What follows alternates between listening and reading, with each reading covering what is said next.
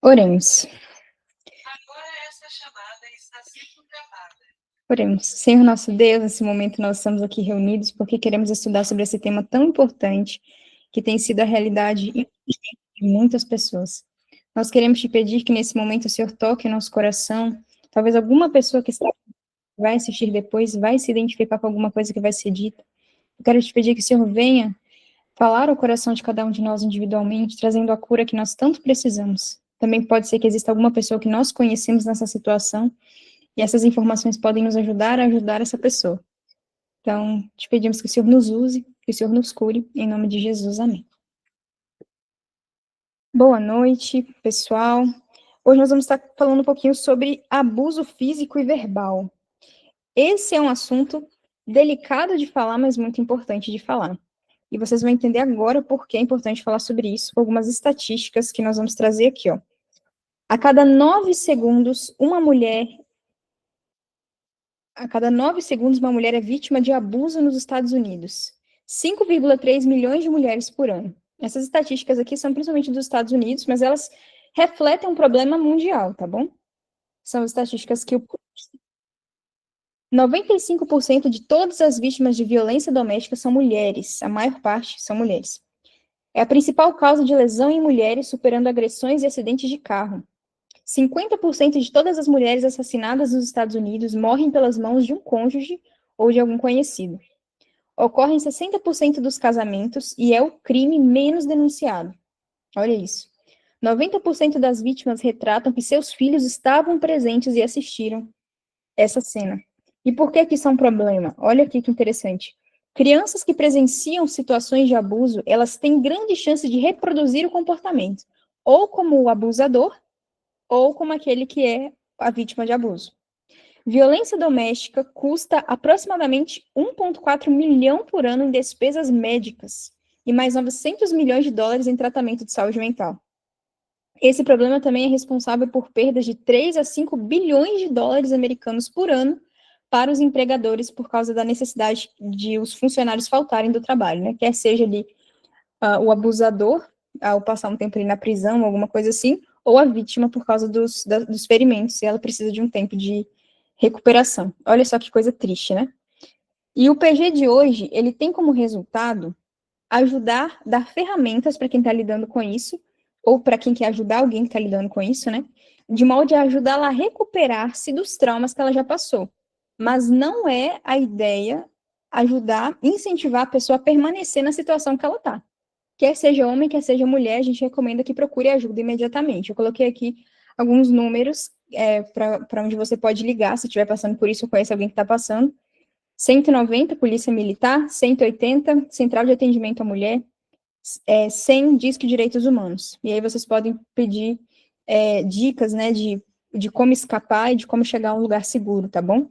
Então, se você está nessa situação, você pode sair disso, não precisa se conformar com essa situação. Nós vamos começar, então, a conhecer não é uma personagem, na verdade é uma história real. A história de hoje, a história da Sandy. Ela veio de uma família bem complicada. Ela era espancada pelo pai, e esse pai, ele abandonou a família, ele arrumou uma outra mulher, abandonou a família, mas ele deixou esse legado ruim ali, né, com a família dele, com os filhos e especialmente com a Sandy. Ela era a filha mais velha, né, do casal, e acaba que, né, o filho mais velho costuma levar boa parte da pressão que vem ali dos problemas dos pais, né. Depois que o pai foi embora, um tio ia a cada 2 semanas ajudar a mãe a cuidar dos filhos, né? Mas a verdade é que esse homem era muito abusivo também, ele batia nas crianças, ele xingava as crianças, e quando as crianças iam falar com a mãe que isso estava acontecendo, ela começava a brigar com as crianças, dizendo que elas estavam sendo ingratas, que aquele tio tinha boas intenções, que elas deveriam ser pelo trabalho que eles estavam fazendo, que ele estava fazendo com eles. E aí, a Sandy, que era a filha mais velha, né, acaba que, como eu comentei, ela levava boa parte ali da culpa e das punições que tinham que aconteciam, né? A mãe também, ela tinha os seus desequilíbrios, né? E ela sempre colocava a culpa de todas as coisas, de todos os problemas nas crianças, como se elas fossem ali a principal fonte de problemas na vida dela, né? E depois de muito tempo passando por isso e aguentando toda a pressão que a situação trazia para ela, ela decidiu que ela não aguentava mais passar por aquilo e que ela iria embora. Ela conseguiu um emprego, eu não sei exatamente o que é, o livro não traz essas informações, mas ela conseguiu um emprego e decidiu sair de casa. E aí um dia, inesperadamente, o pai dela apareceu, provavelmente a mãe dela contou para ele, né? Esse pai apareceu, espancou ela a ponto de deixar o rosto dela ferido, dizendo que ela estava abandonando a família, que ela não podia fazer aquilo. E aí, essa parte da história termina quando ela está sentada ali na rua esperando a pessoa que queria, o empregador, né, queria dar ela um emprego. Ele chega, ela age naturalmente, tenta agir naturalmente com ele, e é notório que ela está machucada, né? E ele olha para ela assustado e leva ela para o hospital. E a verdade é que essa situação de abuso físico, de espancamento, aconteceu outras vezes na vida dela, a ponto dela ter que ser levada novamente ao hospital. Então, veja, ela saiu de casa, mas mesmo depois de ter saído de casa, ela frequentemente entrava em relacionamentos abusivos, com homens que também batiam nela, que abusavam dela física e verbalmente. Inclusive, ela se casou com um homem desse e teve filhos com esse homem. E aí, para quem está acompanhando aqui pela primeira vez, ou que vai assistir depois a gravação, um termo que a gente tem falado bastante aqui é o ping-pong satânico. Ele se refere a forma como Satanás nos machuca. Ele nos machuca antes da situação em si, criando o contexto que vai nos machucar. Então ele já começa ferindo seus pais, porque ele sabe que quando ele machucar os seus pais, ele vai estar machucando você, né? Ele já vai criando um problema nas gerações passadas, até que isso fira você. Então isso é só para a gente colocando na alegoria do ping-pong, né? É esse joguinho em que tem um jogador de um lado da mesa, um jogador do outro, e tem ali a bolinha que fica indo de raquete em raquete ali, sendo machucada de um lado para o outro, né? E é isso que Satanás faz com a gente. Então ele prepara o contexto ali de um lado, bate na gente, né? E a gente fica ali no meio daquela situação, aí bate do outro lado, e assim ele vai fazendo conosco, tá? Enfim, e foi exatamente o que aconteceu na vida da Sandy também. Então ele já começou a preparar o contexto bem antes. Deixa eu avançar aqui o slide, né? Como que foi isso na história dela? Vamos ver aqui, ó. Primeiro passo. As sementes foram plantadas quando Satanás incitou os adultos na vida dela a fazer mau uso da autoridade que eles tinham. E esses adultos aqui provavelmente não aprenderam isso sozinhos. Geralmente, pessoas que abusam de outras pessoas já sofreram algum tipo de abuso. Pais que são autoritários hoje foram vítimas de lares autoritários. Geralmente acontece isso, é uma perpetuação de um padrão ruim, tá bom? Então, o que aconteceu aqui na história dela? Os cuidadores, as pessoas que deveriam representar proteção, segurança e amor, representavam instabilidade, medo e por aí vai, tá? Então, começou ali. As surras que ela recebia do pai, a transferência de culpa da mãe e o abuso do tio não eram culpa dela, mas foi apresentado para ela como se fosse, tá bom? E olha aqui algumas frases, é outro princípio também do lado escondido do evangelho, que a gente vai repetindo aqui até vocês decorarem. Satanás sugere pensamentos para nós. Primeiro, ele prepara o contexto que vai nos machucar. Depois, quando a situação que vai nos machucar acontece, né? Ou seja, no caso dela aqui, quando ela era abusada, batiam nela, brigavam, falavam palavras ruins para ela. O que acontecia? Nesse momento que ela estava vulnerável, Satanás vinha até ela e começava a sugerir pensamentos. E como ela estava muito vulnerável, e ela não tinha esse conhecimento, a gente vai ver um pouco depois que ela veio de uma família muçulmana, de origem muçulmana, a família dela, depois que ela se converteu ao cristianismo, né? Então, ela não tinha conhecimento dessas questões do grande conflito e tudo mais. Ou seja, o pensamento veio sugerido em primeira pessoa, ela abraçou como se fosse um pensamento dela e foi construindo a vida em torno daquilo. Alguns pensamentos: eu mereço isso, eu não valho nada, não há nada que eu possa fazer a respeito, ou seja, minha vida vai ser sempre assim, é desse jeito aqui mesmo. E aí, ao abraçar essas mentiras, ela estava configurada, ela recebeu um software ali, foi instalado na mente dela um conjunto de informações, né, que a gente chama de crenças, que configuraram ela para entrar em relacionamentos que espelhariam as primeiras referências, ou seja, relacionamentos abusivos, relacionamentos em que ela seria maltratada fisicamente e verbalmente, tá bom? Segundo passo, ela aprendeu a acreditar que ela não valia nada e que merecia ser maltratada. E isso a tornou uma presa atrativa para relacionamentos abusivos, tá? Pessoas que têm uma autoimagem muito negativa, pessoas que têm essa autoimagem frágil, né? Elas se tornam pessoas mais... É como se os abusadores, eles conseguissem sentir que a pessoa é assim e eles se atraem mutuamente, tá bom? Então, tanto a vítima se atrai por esse perfil de pessoa dominadora, quanto o perfil dominador, abusivo, eles sente o cheiro de pessoas assim, mais vulneráveis emocionalmente, tá? 17 anos de casamento com esse homem. E como era a realidade dela? Sempre com medo de como esse homem ia chegar em casa. Medo dele chegar bravo.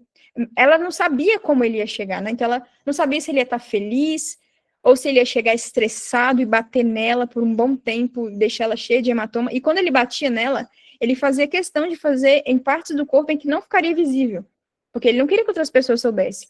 Mas, ao mesmo tempo, ele permanecia fazendo isso. E aí, nessas situações, ele acusava ela de traição, ele chutava, ele socava partes do corpo dela, puxava o cabelo dela na frente dos filhos. E mais de uma vez ele foi preso e ela foi levada para o hospital. Às pressas, tá?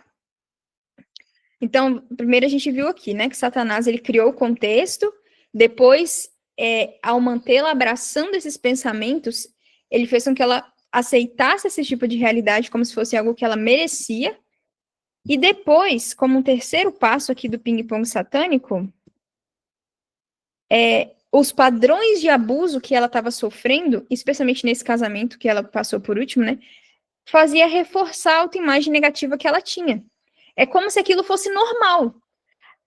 Uma informação importante: vítimas de abuso geralmente demoram um bom tempo para perceber que elas estão sendo vítimas de abuso. É como se fosse uma blindagem de...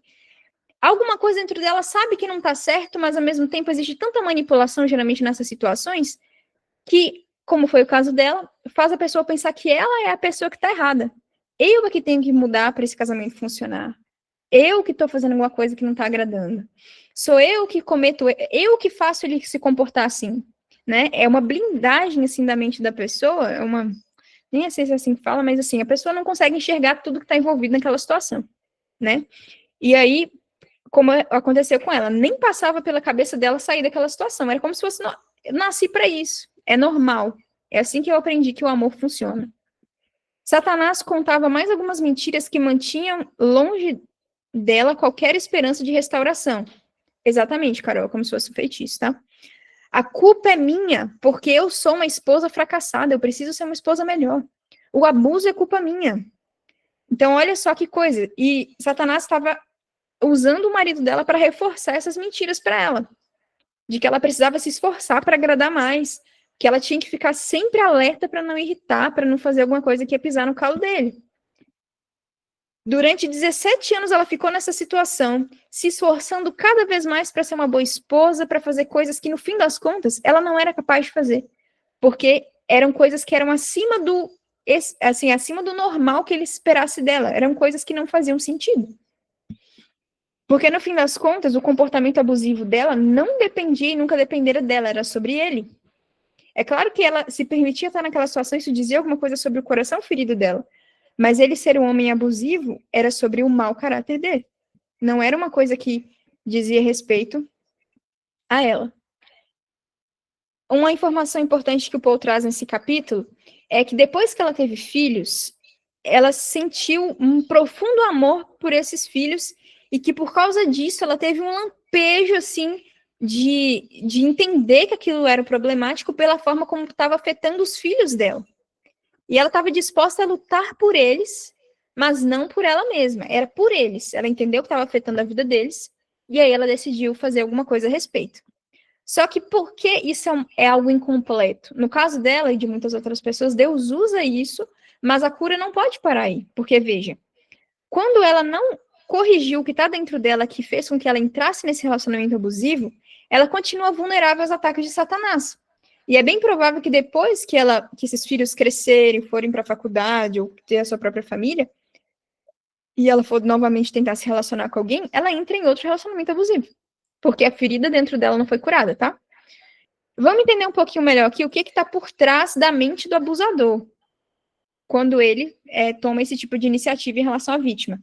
O que está passando na mente dele? Como ele funciona? É uma coisa bem doentia, tá? Ó, a maioria desses homens sofreram abusos também, tá bom? Ou foram abusados ali fisicamente, verbalmente pelos pais, ou viram, né, a mãe naquela situação. E depois que eles crescem, eles usam a própria força para controlar a própria família, como se fosse uma tentativa de falar assim: isso não vai acontecer de novo comigo, porque agora eu vou estar no controle de todas as coisas. Homens abusivos, lá no fundo, eles são inseguros e têm medo de abandono e impotência. O homem tenta se livrar da própria vergonha. Então, quando ele machuca, maltrata a mulher, no fundo, ele tem vergonha daquilo, vergonha de quem ele é. É um problema profundo no coração dele. E aí, o que acontece? Ele começa a culpar a mulher para criar uma falsa sensação de tranquilidade de que ele está no controle das coisas. Ele começa a racionalizar o comportamento abusivo. Ah, mas se ela também não tivesse feito aquilo, né? Olha só aqui um exemplo que eu coloquei para vocês. Ó. Um homem agride a mulher dele.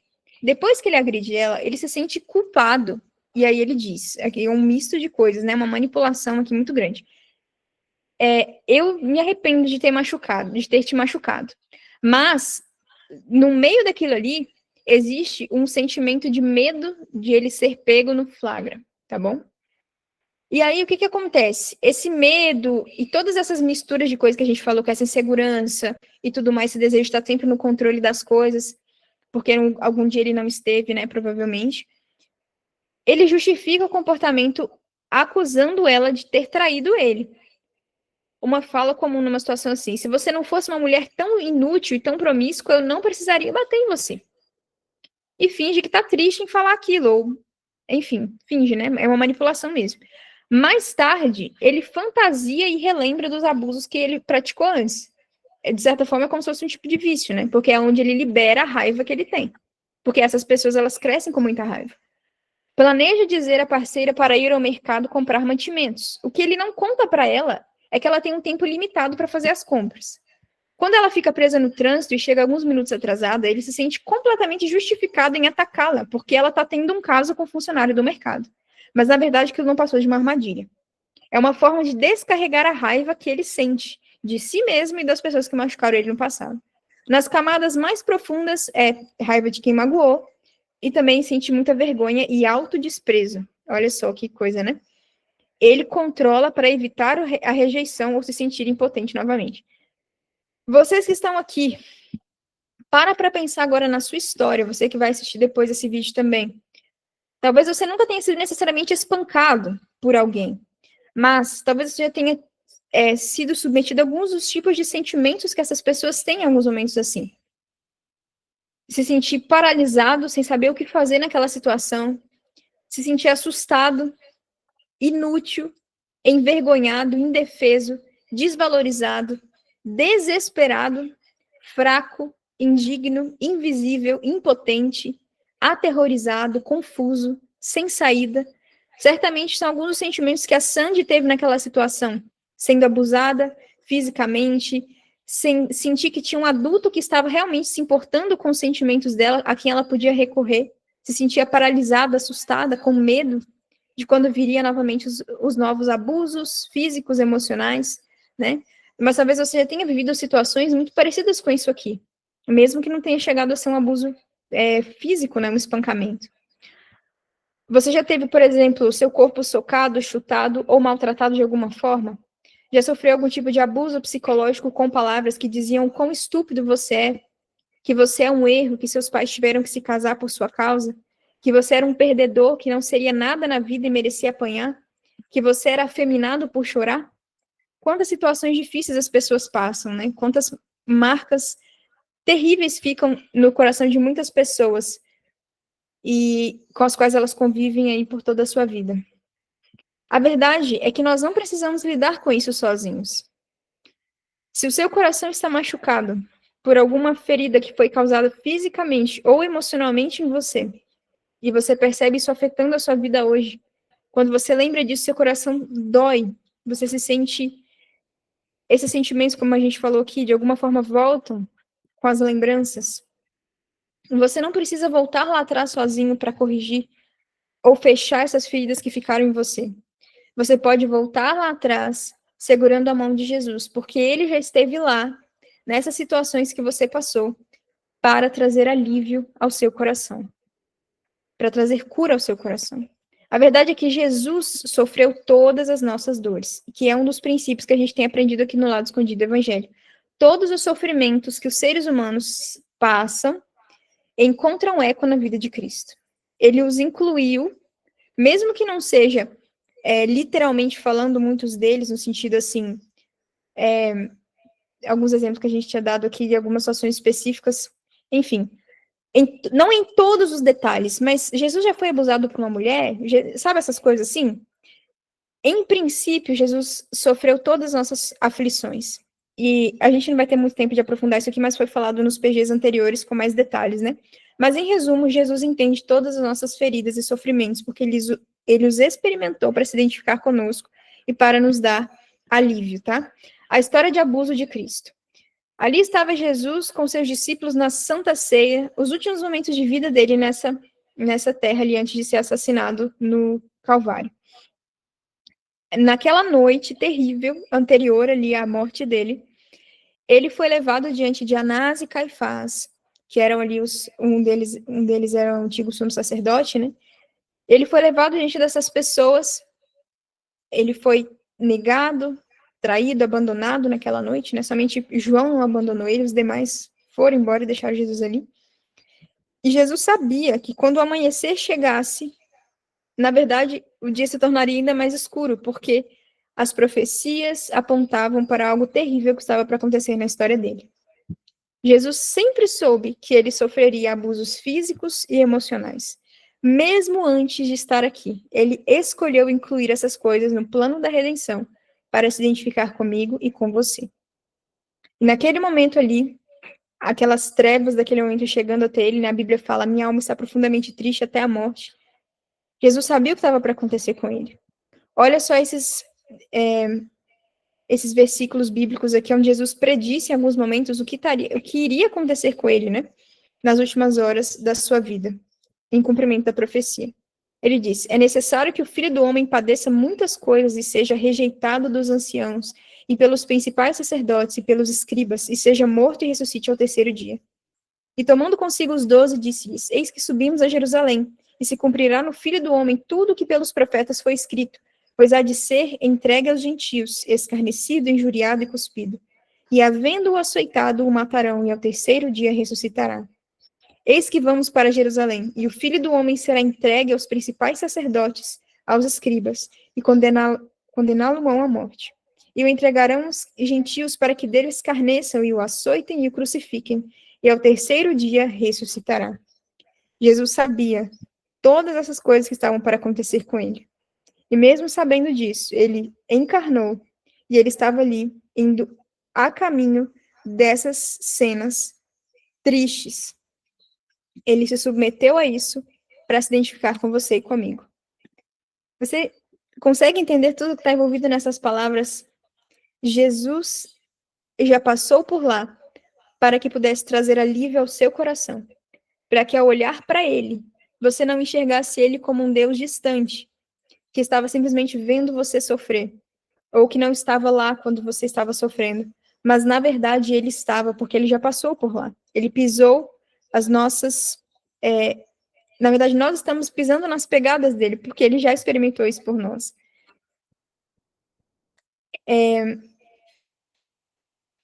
É o que está falando aqui, ó. Enquanto os líderes religiosos e os soldados os esbofeteavam e cuspiam no seu rosto, não era a própria dor que ele estava sentindo, era a minha e a sua. Olha o que diz aqui, em Isaías 53. Verdadeiramente ele tomou sobre si as nossas enfermidades e as nossas dores levou sobre si. E nós o reputávamos por aflito, ferido de Deus e oprimido. Mas ele foi ferido por causa das nossas transgressões e moído por causa das nossas iniquidades. O castigo que nos traz a paz estava sobre ele, e pelas suas pisaduras fomos sarados. Ele tomou sobre ele as nossas dores e as nossas enfermidades. Era isso que estava acontecendo ali. Era Jesus carregando sobre ele o nosso sofrimento, a nossa dor, o nosso pecado. Esse trecho aqui eu tirei do livro. Eu achei bastante interessante o que está falando aqui, que dá para a gente uma noção mais profunda de que não foi uma coisa tão simples assim, o açoite de Jesus, né, os sofrimentos ali que ele sofreu na mão daquelas pessoas, só para a gente ter uma noção do que está sendo falado aqui, ó. No livro A Violent Grace, desse homem Michael Card, que é citado em vários momentos ali do livro do Paul Conniff, ele está falando um pouquinho sobre como era o chicote, um instrumento de tortura romano. Está falando aqui que ele tinha longas tiras de couro cravejadas com pedaços de osso ou vidro. E às vezes tinha umas bolinhas de chumbo também entrelaçadas nas tiras para aumentar o impacto dos golpes. Está falando aqui que os hebreus eles tinham ali uma quantidade máxima de chicotadas que podiam dar, mas isso não se aplicava aos romanos. Eles não tinham critério para isso, tá? E aí aqui o historiador Flávio Joséfo, ele fez uma descrição de uma cena de açoites que estava acontecendo, que dá para a gente dar a entender, né, como foi esse momento ali de açoite de Jesus, que pode ter sido, na verdade, né, de certa forma. Ele fala aqui assim, ó, ele estava comentando sobre o destino de um prisioneiro da guerra judaica. Disse que o homem foi lacerado até o osso pelas chicotadas. Na verdade, a única condição imposta pela lei romana era que um homem podia ser açoitado até que a carne ficasse pendurada nas costas. Os golpes eram desferidos até que a pele se rasgasse e os músculos fossem cortados, até que os ligamentos se rompessem e os ossos se quebrassem. Alguns homens eram eviscerados. Olha isso, gente. O chicote dobrava o corpo da pessoa ali e abria a barriga, né, saindo as vísceras para fora. Muitas pessoas não sobreviviam a isso aqui. Então, realmente era feito para machucar, para fazer estrago na pessoa. E provavelmente foi um desses aqui que foi nas costas de Jesus, porque era o modelo de chicote ali dos romanos. Ao incluir esses abusos em sua história terrena, ele conectou sua história com a nossa de forma muito pessoal. É sobre você e eu individualmente. Sobre nós individualmente. Com os momentos em que fomos abusados verbal, física e psicologicamente, quando disseram palavras que nos machucaram, quando nos manipularam, quando tiraram vantagem de nossas costas, quando nos machucaram fisicamente também. Ele sofreu para nos mostrar que Deus não é insensível e distante, e que não precisamos suportar o sofrimento que essas coisas deixaram em nós, sozinhos. Coloquei aqui uma relação para vocês dos pontos de conexão da história de Sandy com a história de Jesus, que é uma das coisas que o Paul Conniff faz com as pessoas, ou que fazem no treinamento, né, desenvolvido ali pelo Paul Conniff, que é o direto ao coração, ao ministério, e tem um treinamento de discipulado que eles fazem, que eles ensinam tudo isso que a gente está falando aqui, bem resumidamente, mas é muito mais profundo do que isso, né? E eles ensinam isso para as pessoas, e uma das coisas que eles fazem quando eles vão orar com uma pessoa que está passando por uma situação assim, é sentar a pessoa diante de um quadro e escrever de um lado todos os sofrimentos que ela passou e do outro, de que forma Jesus passou por aquilo e de que forma ele tem, nesse caso, então, condições de entendê-la e auxiliá-la a vencer isso, tá bom? Então, no caso da Sandy, para vocês terem uma noção de como funciona, ela foi espancada, machucada e ensanguentada por homens que deveriam ter protegido e apoiado ela, que foi o que aconteceu ali com o tio e com o pai, né?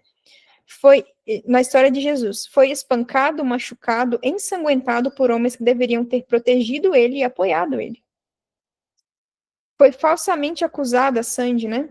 E sofreu abusos verbais e emocionais. Foi falsamente acusado e sofreu abusos verbais e emocionais. Sobre a Sandy, ela foi ensinada a acreditar que ela estava sozinha, que não valia nada e que merecia passar por aquelas situações de abuso. E é verdade que Satanás também sugeria pensamentos assim para Jesus, de que a identidade dele era definida pela maneira como ele era abusado verbal e fisicamente por aquelas pessoas que estavam ao redor dele, como se ele não fosse. Lembra daquelas acusações que faziam constantemente contra Jesus, né? Se tu és o filho de Deus, desce da cruz, né? Enfim, a identidade dele estava constantemente atacada, especialmente nessas últimas horas de vida. Então, Satanás trabalhou poderosamente sugerindo pensamentos negativos para Jesus.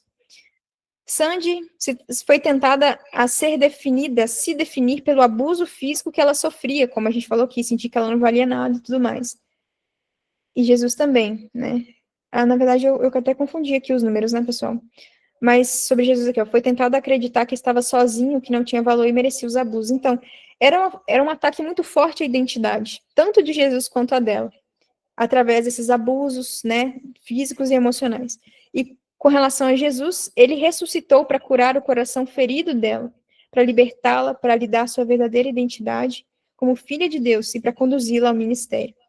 Quando Jesus cura o nosso coração, quando a gente aprende a entregar os fardos para Ele, entendendo que Ele já os carregou por nós para nos dar cura, nós automaticamente nos movemos para o ministério, em prol de outras pessoas, apresentando o Jesus que nos curou.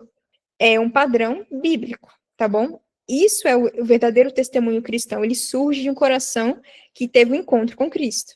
Foi o caso da mulher samaritana, como a gente falou aqui em outros estudos passados. Quando ela teve um encontro com Jesus, Jesus tocou lá na ferida dela, né? Chama lá o seu marido, tudo mais. E Jesus ali naquela conversa com ela, o resultado final foi o quê? Ela saiu correndo para chamar o povo para vir até Jesus. Acontece que é exatamente o processo no coração da pessoa que tem um encontro com Cristo, tá? Enfim, pessoal, Sandy, então, ela começou a entender essas coisas através de um amigo. Então, veja só o que aconteceu. Ela, primeiro, fugiu de casa por causa dos filhos, ela começou a entender que o que estava acontecendo ali, ela não queria que os filhos dela continuassem sofrendo com aquilo, né?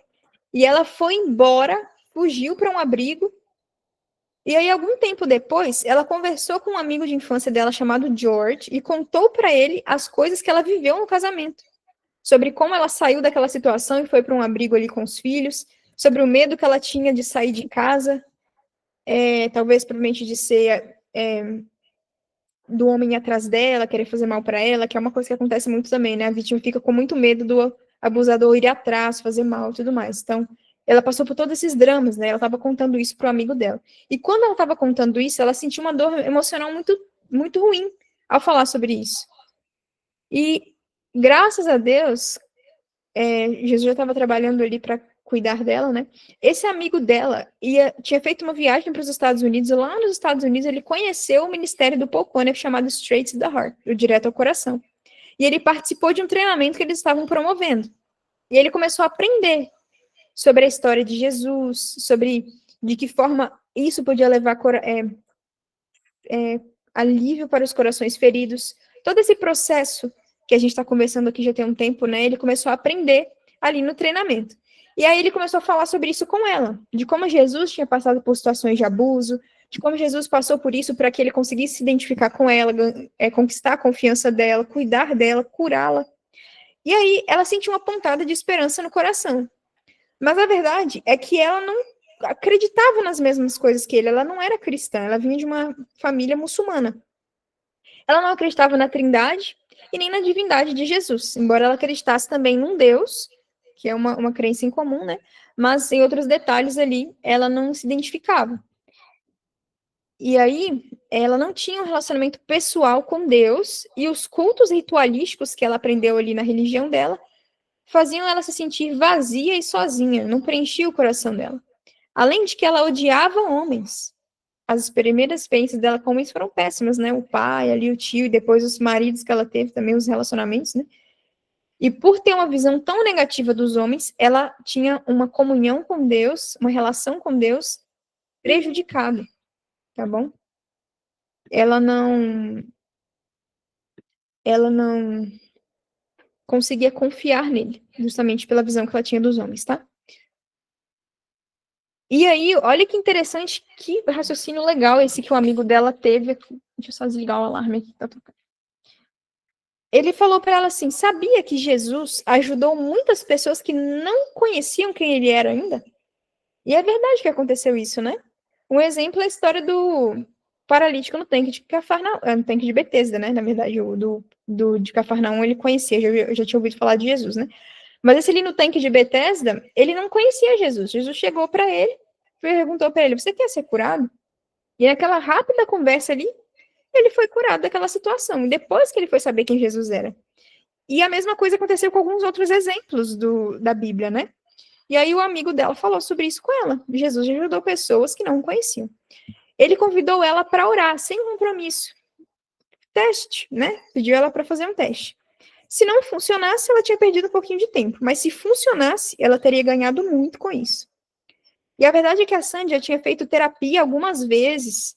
E isso não ajudou muito a ela passar por aquela situação, ela curar o seu coração, né? E pensando sobre isso, ela decidiu tentar. Afinal, o que ela tinha a perder, né? É como ele falou aqui, um pouquinho de tempo, mas decidiu tentar a si mesmo. E aí, ele ensinou para ela uma oração modelo, que é outro princípio também aqui do lado escondido do evangelho, para quem está participando pela primeira vez. Eles ensinam orações modelo, orações que são baseadas na Bíblia, centralizadas em Jesus, na obra de Jesus por nós, e são modelos de oração que você adapta à sua experiência, às suas vivências, né? Mas isso aqui é só para dar um norte. E foi o modelo de oração que ele ensinou para ela, e que ela usou por algum tempo. Obrigada, Jesus, por ter escolhido cumprir a profecia quando foste abusado com palavras e chicotadas que feriram o seu e a sua mente. Só um momento que tem gente entrando aqui. Voltando aqui. Então, primeiro ponto, gratidão. Agradeça a Jesus pelo que ele fez por você. É uma introdução que eles usam em todas as orações modelo. Obrigada por ter cumprido a profecia, por ter passado por isso que o Senhor passou, por esse abuso, por esse abandono, por essa rejeição, né? Obrigada por ter sido envergonhado e humilhado e por ter escolhido ser impotente para que pudesse carregar sobre ti a minha vergonha e as formas como fui abusada física e verbalmente. Obrigada por ter sido tentado acreditar que o Senhor não tinha valor, que não era digno de ser amado e que merecia esse abuso, para que pudesse compreender todas essas mensagens negativas que eu recebi e carregá-las até a tua morte no Calvário. Obrigada por ressuscitares dos mortos e para curar o meu coração ferido, libertando-me desses pensamentos e sentimentos negativos e permitindo-me receber minha identidade mais verdadeira e profunda como tua filha. Em nome de Jesus. Amém. Ela começou a oração assim, agradecendo a Jesus por tudo que Jesus havia feito por ela. Pela forma como eles tinham passado por coisas parecidas, né? Ela sentiu um pouquinho de alívio do fardo ali na primeira vez que ela orou com um amigo dela, mas não foi assim uma grande mudança na vida dela, sabe? Mas ainda assim ela decidiu continuar orando, e eles passaram algumas semanas em oração. E aí, naquele meio tempo, entre os momentos de oração que eles tinham, não fala com que frequência acontecia isso, ela começou a refletir sobre a história de Jesus. Quem ele era, o que ele havia feito, de que forma ele entendia possivelmente o que ela estava sentindo, o que ela já tinha passado, ela foi refletindo sobre isso, né? E aí, com o passar do tempo ali, alguns amigos da religião familiar dela, né, alguns amigos muçulmanos e outros que não eram cristãos, visitaram ela e tentaram convencer ela a abandonar aquilo que ela estava aprendendo. Olha só que coisa, né? Satanás tem os seus enviados ali. E foi o que aconteceu aqui na história dela. Pessoas tentando dissuadi-la daquilo que ela estava aprendendo. Mas um dia, nesse momento de oração, de reflexão que ela fazia, ela sentiu Deus falando ao coração dela. Deus chamando ela. E ela se ajoelhou e começou a chorar. Ela sentiu Deus falando profundamente ao coração dela. E aí, quando isso aconteceu, ela ligou para o amigo dela, muito empolgada, e começou a contar para ele tudo que ela havia entendido e aceitado para si. Jesus é Deus, ele entende os meus sofrimentos, eu acredito. E começou a falar todas as crenças que ela havia abraçado ali por meio das reflexões que ela estava fazendo sobre a vida de Jesus. Foi uma coisa muito bonita, eu imagino, né? O amigo dela deve ter ficado muito feliz. E aí, decorrente disso, ela começou a fazer estudos bíblicos com ele. Foi fazendo estudos bíblicos, até que ela decidiu se tornar cristã. Ela se batizou na igreja, tá bom? Mas olha só que interessante. Embora ela tenha encontrado uma parte da libertação e da cura, ela avançou nisso porque haviam camadas. A verdade é que, outro princípio que a gente tem falado aqui, a gente começa a se ferir naquela situação inicial, né? Depois que a gente é ferido, a gente começa a se ferir abraçando esses pensamentos e tudo mais. Só que isso vai piorando, porque vai se tornando várias camadas de cebola, vamos dizer assim, né? Várias camadas de sofrimento. Então, por isso exige um processo. Exige um processo encontrar a cura mais plena. E foi o caso dela aqui, tá bom?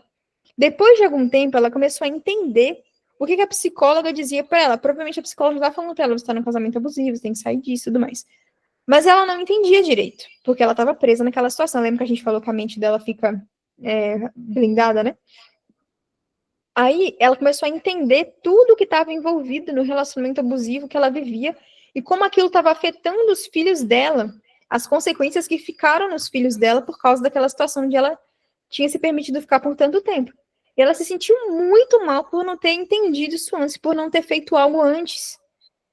Porque ela ficava dando desculpa para as coisas erradas que o ex-marido dela fazia, como se fosse culpa dela, né? Eu tenho que melhorar, eu o problema sou eu, ele não é um problema, sou eu o problema. E nessa situação, ela se permitiu ficar nessas situações por muito mais tempo, né? E ela sentia muita vergonha e muita culpa.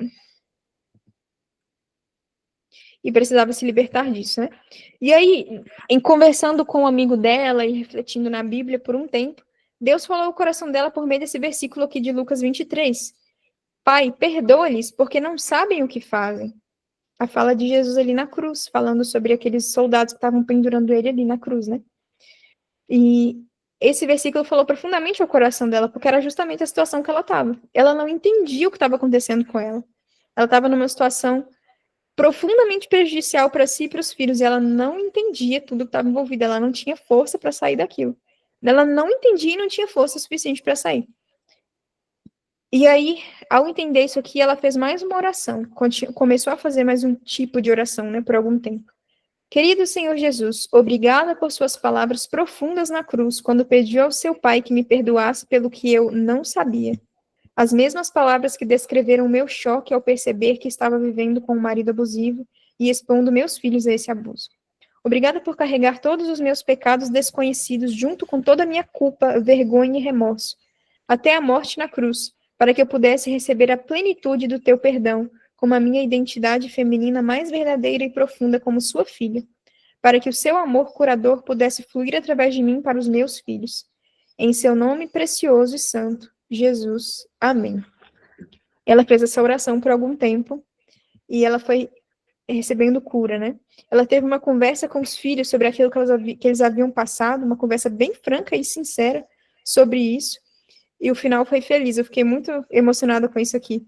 É dito que depois que ela começou a falar sobre isso com os filhos, eles se aproximaram cada vez mais uns dos outros, se tornaram mais próximos emocionalmente. E aquilo que era uma maldição se tornou uma bênção, né? Como falar em Romanos 8:28, todas as coisas cooperam para o bem daqueles que amam a Deus.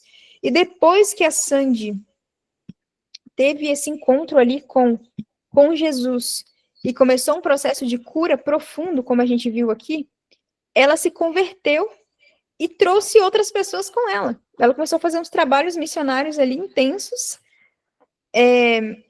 com pessoas não cristãs.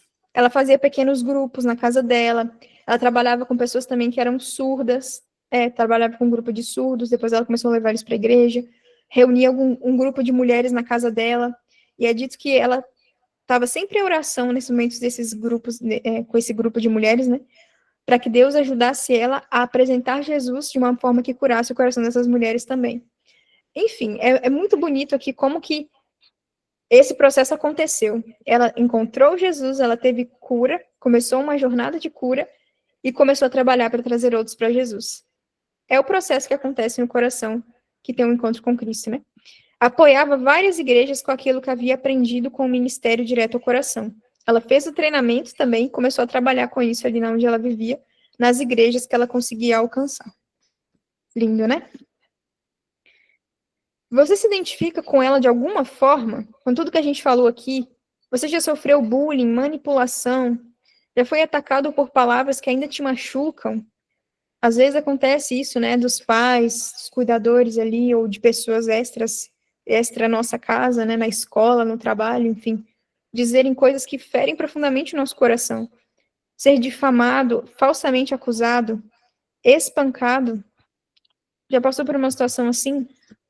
Que levou você de alguma forma a se fechar emocionalmente, presumindo que se você não sentir, não vai ser ferido por ninguém? Que levou você a se culpar ou tentar agradar os outros para ser aceito e evitar ser machucado de novo? Existem pessoas que vivem em função de agradar os outros ou de não desagradar as pessoas para não ser mais machucadas. E isso faz elas adoecerem emocionalmente com o tempo.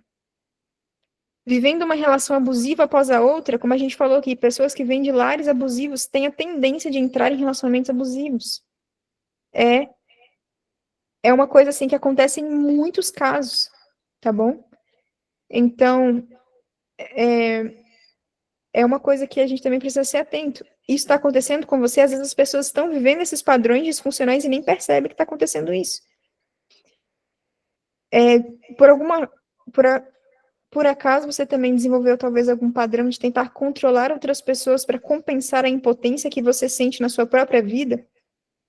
O abusador também é uma pessoa que foi machucada, como a gente falou antes. Se você passou por uma situação assim, é possível que você tenha se tornado uma pessoa controladora também. Tenta manter tudo sob seu controle ali para não ser mais machucado. Muitas pessoas que passaram por situações assim passam a vida inteira guardando mágoa, não conseguem perdoar as pessoas que machucaram elas. E elas vivem presas pelos sentimentos negativos que elas têm. Elas adoecem emocionalmente e fisicamente, possivelmente, porque as nossas emoções elas machucam o nosso corpo. Outras pessoas aceitam a cura de Jesus. E aceitar a cura, buscar pela cura, não significa necessariamente ignorar ou minimizar as feridas que foram causadas. Perdoar não significa isso.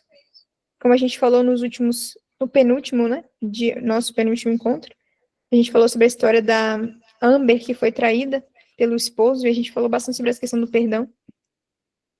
Buscar a cura e perdoar é saber que a sua dor já foi honrada e reconhecida por Jesus através do abuso que ele mesmo sofreu.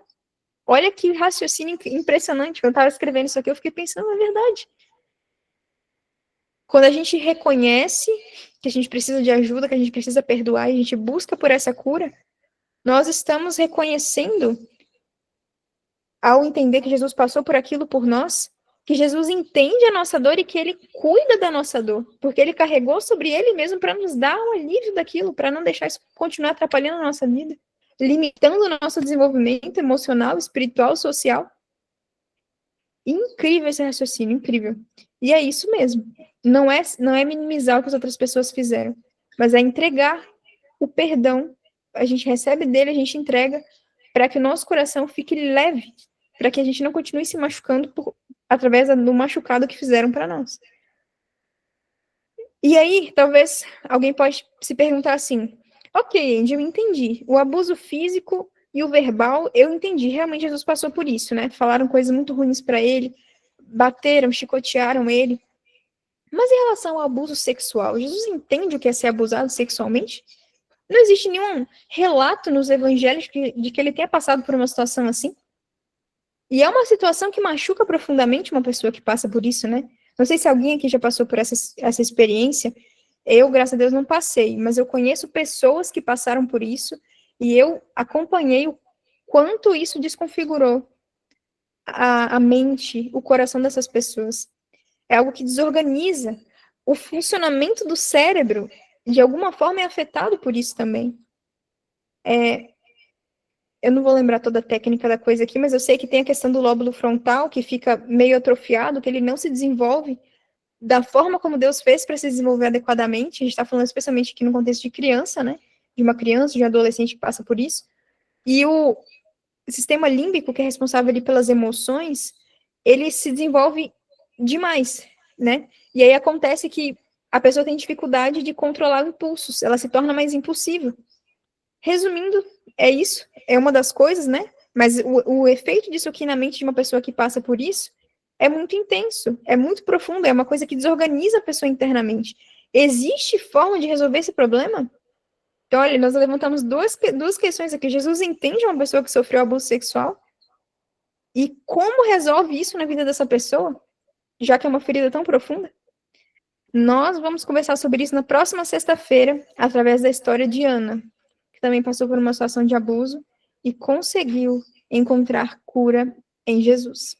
Você está convidado para estar aqui na próxima sexta-feira conosco, para conhecer a história de Ana, tá bom?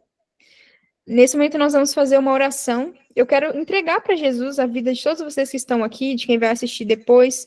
Talvez você tenha se identificado com alguma coisa que a gente falou aqui. E é como a gente disse, existe solução para isso. Jesus passou por essa situação para trazer alívio ao seu coração. E ele quer curar você, tá bom? Das feridas que ficaram em decorrência disso. Como costumamos fazer aqui, vou fazer. Na verdade, não vai ser na próxima sexta, agora que eu tô lembrando, né, pessoal? É o que. Agora ainda bem que eu lembrei. Na próxima sexta é o Paul Conniff. Olha que legal, né? A gente vai ter o Paul Conniff aqui conosco, tá bom? Então, programe-se para participar, ajuda a gente a compartilhar esse momento que vai ser muito legal. E ele vai contar pra gente algumas histórias que ele presenciou, que foram muito marcantes para ele. E eu tô bem empolgada para ver essas histórias, não sei vocês, mas. Então, essa história da Ana fica para outra sexta-feira, tá bom? Então, vamos fazer uma oração aqui, depois eu vou ler os comentários no chat, e se alguém quiser compartilhar alguma experiência ou fazer alguma pergunta, a gente vai estar conversando aqui, tá bom? Oremos. Senhor nosso Deus, agradecemos ao Senhor por esse momento que tivemos aqui. Obrigada pelas pessoas que permaneceram aqui conosco. Sei que está um pouco tarde lá no horário de Brasília, mas eu te agradeço porque eles estiveram aqui conosco. Eu te peço que o Senhor cuide do coração de cada um deles, em especial aqueles que se identificaram com o que foi falado aqui, Senhor. Tu conheces o coração, a história, as dores, as marcas que ficaram em cada um de nós. E nós te pedimos que o Senhor nos ajude a não nos conformar com isso. Ajude-nos a buscar pela cura que Jesus comprou por um preço tão alto para nós. Obrigada pela história da Sandy, e que essa história se reproduza na nossa vida e na vida de todas as pessoas que abrirem o coração para a cura que Jesus pode oferecer. Nós te agradecemos em nome de Jesus. Amém. Boa noite para quem precisa sair. Só vou ver aqui se tem alguma coisinha no chat. Águida, que bom que está sendo proveitoso para você o PG. Estou muito feliz em saber disso. Tem sido uma bênção para nós também participar, fazer isso acontecer. Uma mensagem que também toca o nosso coração, né?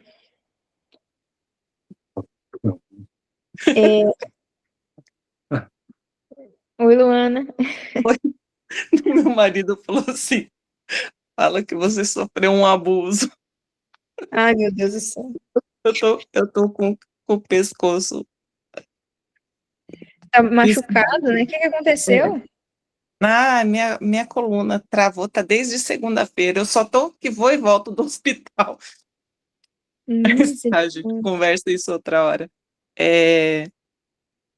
Deixa eu perguntar uma coisa. Você falou, uma das coisas que você mencionou foi que, assim, o perdão não, assim, não necessariamente você, assim, está ignorando aquilo que aconteceu, as suas feridas e tudo mais, né? É você entregar o perdão que você recebe de Cristo para quem te feriu, né? Assim, quando os seus pais, assim, te ferem muito, né?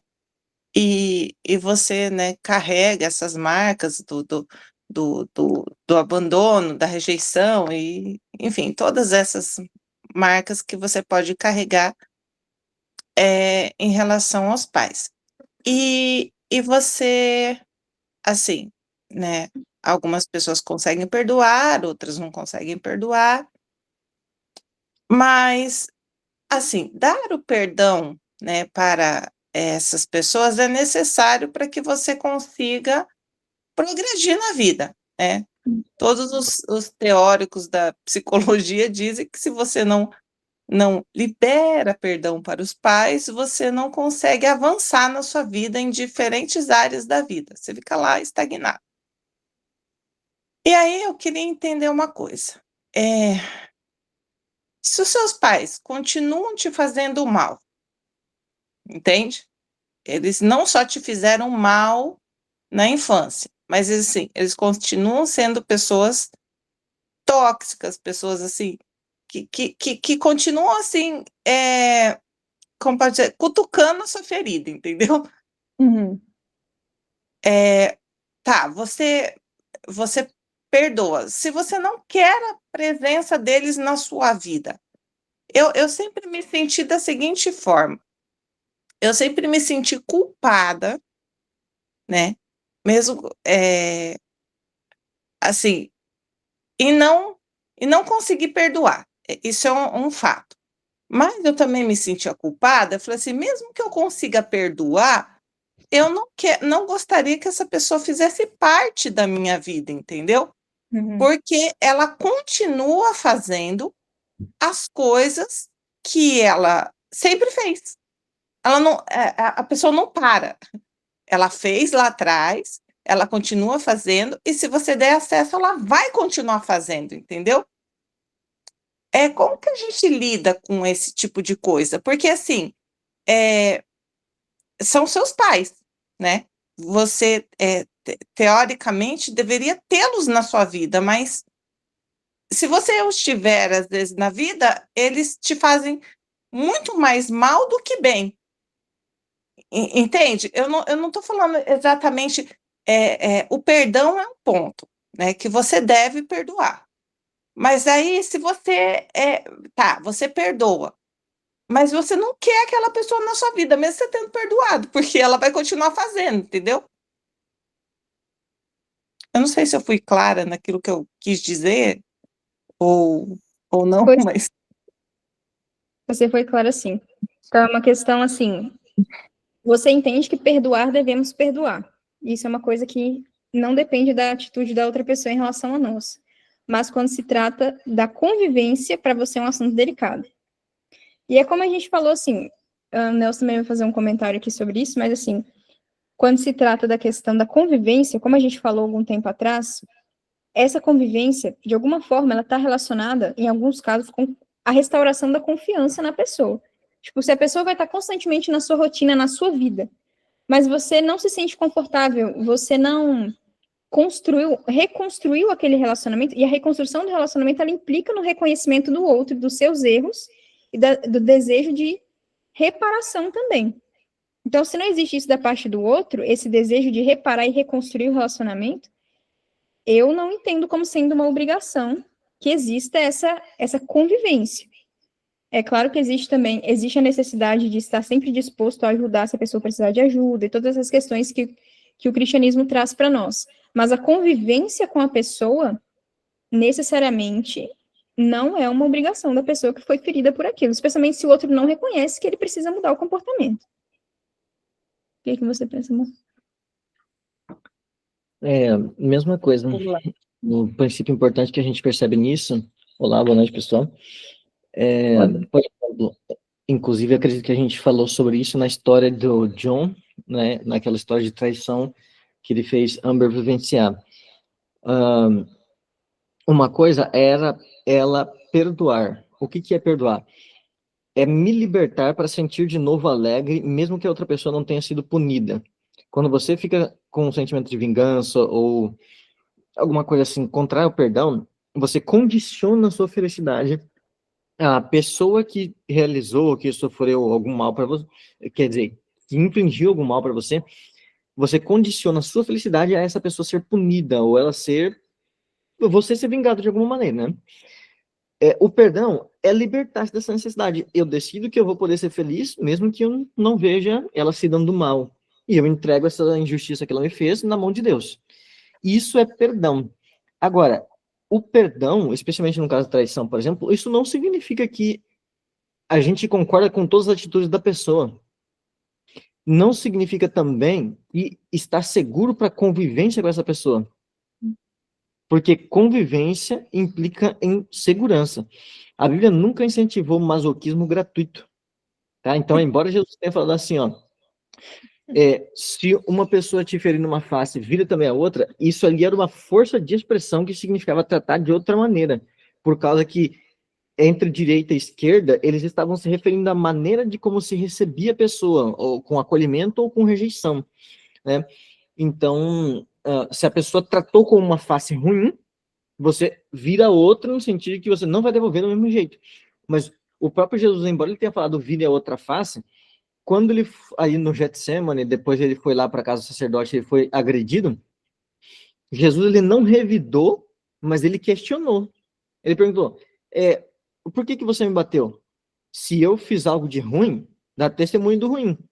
Mas se eu não fiz isso, então por que você me fere? Então, Jesus ele não revidou o mal, mas ele questionou, por que você está fazendo isso?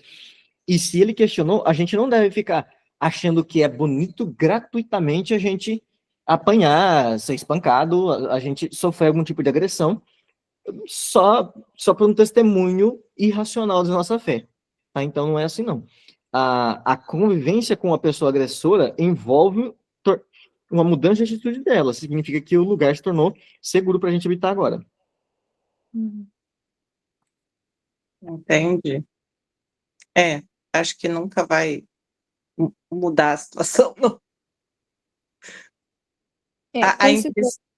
A impressão que eu tenho, assim, é que como a pessoa não reconhece o que fez e o que continua fazendo, então, assim, eu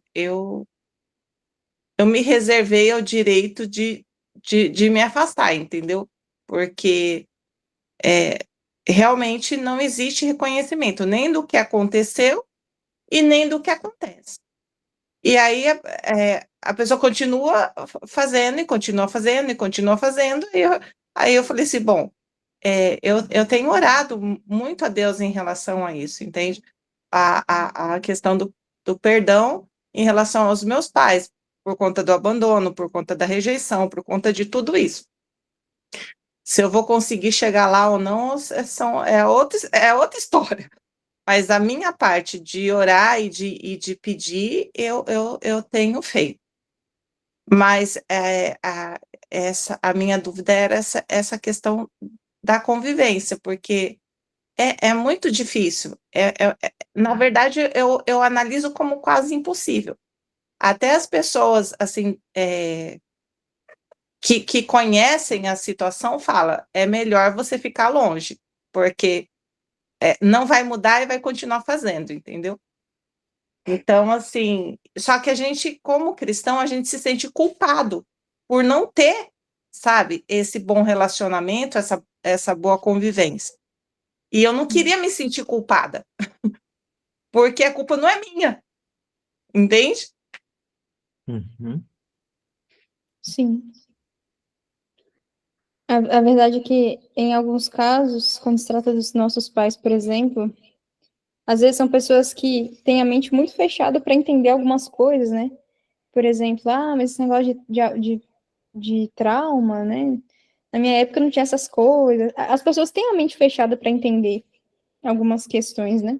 E aí, uma vez conversando com uma pessoa que tinha dores emocionais relacionadas aos pais também, acho que mais de uma pessoa já trouxe esse raciocínio, né?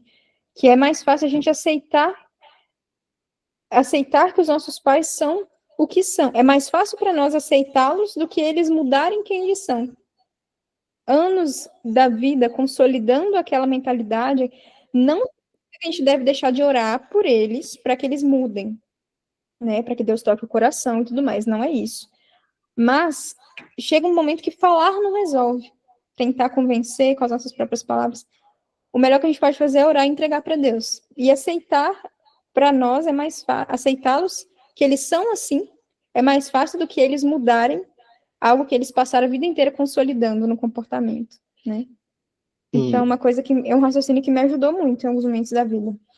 Dentro disso aqui, refletindo do ponto de vista em termos morais desse assunto, pensa na experiência de Cristo, por exemplo. Tem muitas pessoas que ele deu a vida por muita gente, mas teve gente que simplesmente escolheu não valorizar isso. A pergunta-chave que eu faço é: Jesus perdoa essas pessoas? O que elas precisam fazer para despertar no coração de Cristo vontade de perdoar? Nada. Porque essa vontade está sempre desperta no coração de Cristo. Toda vez que um ser humano peca, a vontade de Cristo é perdoar, ir lá e acolher. Então, Cristo não guarda rancor. O coração dele não fica retendo vontade de vingança. Às vezes ele tem que trazer punição, porque como juiz de toda a terra que faz justiça, ele tem que fazer. Mas mesmo a justiça que ele faz sofrendo por ter que ver um filho sofrendo. Agora, pergunto, essas pessoas que não aceitaram o perdão dele e que não vão mudar, eles vão receber a salvação? Vão para o céu? Não. Por quê? Porque perdão, ou seja, a vontade no coração de Deus de perdoar, de não manter aquilo na memória e tudo mais, não é a mesma coisa que eles se tornarem confiáveis de novo para andar numa sociedade de seres santos, justos, que não vão mais ferir um ao outro. Entendeu? Então são coisas bem diferentes. Esse exemplo foi a cerejinha do bolo. Mais alguém tem algum comentário? Luana, se você quiser também falar mais alguma coisa. O Gabriel está perguntando quando a pessoa reconhece. Quando a pessoa reconhece, ela precisa tratar o que está dentro dela que levou ela a desenvolver esse comportamento, né? Porque senão ela vai continuar ferindo os outros e se ferindo. Como a gente falou aqui, o abusador geralmente é uma pessoa que foi machucada também. E aí ele desenvolve uma mentalidade doentia. Eu desconto a minha raiva numa pessoa, eu manipulo a situação para fazer a pessoa achar que ela tá errada. É uma coisa bem assim, doentia, né? É uma demonstração de que a pessoa também tá muito machucada, então ela precisa se tratar. Aí Nathalie, pode. procura ele como terapeuta, olha só. Não, tem que ser o Nelson, porque eu só atendo mulher. Só mulher. Entendi.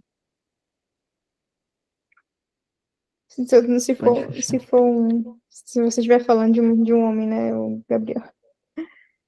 Mas enfim, Nathalie, eu vi que você levantou a mão aqui. Quer falar alguma coisa? Eu gostaria de falar que existe tipo de convivência, né, que é necessário e tem outras que não, né, que nem você falou que vai falar sobre a pessoa que sofreu abuso sexual, né. Eu acho que, tipo assim, uma pessoa que sofreu abuso sexual, você vai pedir para aquela pessoa conviver com uma pessoa, com um abusador, aquilo vai trazer um transtorno para a vida dela, por mais que aquela pessoa, o abusador, sei lá, se arrependa. Eu acho que é difícil, né? Tem uma psicóloga adventista que fala sobre isso, né? Que geralmente uma pessoa que abusa da outra, abuso sexual, ela não se arrepende, né? Então você não vai pedir para aquela pessoa conviver com ela, né? Porque vai trazer um transtorno pior. Mas existe outros tipos de caso que é necessária a convivência, né? A Bíblia fala, né? Ainda mais assim, briga assim de picuinhas, né? Outros tipos de briga que dá para consertar, sabe? Existe perdão que a gente pode perdoar a pessoa e não conviver porque vai trazer mais transtorno, mas existe momentos que a gente vai ter que conviver com a pessoa para o bem de todos. Obrigada pelo complemento, é verdade mesmo. Tem que analisar o contexto, né? Tem algumas situações que é necessário, sim. Mais alguém? Se não tiver, já nos despedimos aqui. Então tá bom, pessoal. Boa noite para vocês. Feliz sábado. Deus os abençoe. Nos vemos sexta-feira que vem. Nos ajude a divulgar esse vídeo, tá bom? Em breve a gente vai postar lá no grupo. Tchauzinho. Boa noite, feliz sábado para vocês. Feliz sábado. Tchau. Feliz sábado. Tchau.